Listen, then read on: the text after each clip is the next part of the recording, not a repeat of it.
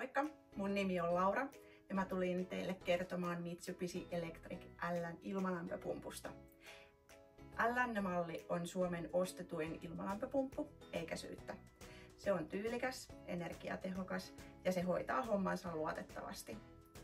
Tää ilmalämpöpumppu on asennettu tänne mökille, mutta se sopii loistavasti ihan kotiin tai vaikka sitten toimistollekin.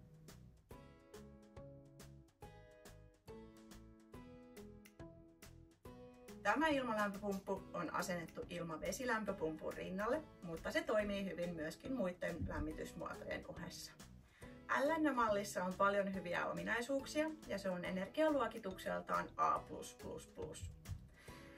Se on myöskin tosi hiljainen. Tänne mökillekin se on asennettu ihan tähän oleskelutilaan, eikä se häiritse oleskelua yhtään mitenkään.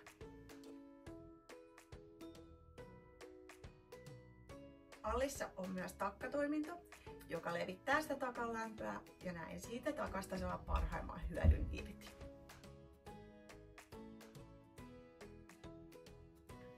L-mallissa on myös 4 eri värivaihtoehtoa, joista saa sitten valkata sen, joka parhaiten sopii siihen omaan sisustukseen. Tänne mökille on laitettu toi musta.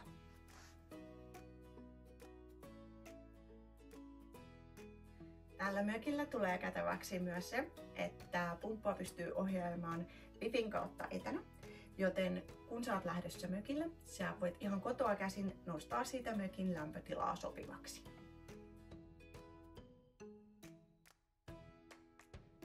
Kiitos kun katsoit tämän videon ja toivottavasti tää auttaa sua sun valinnassa.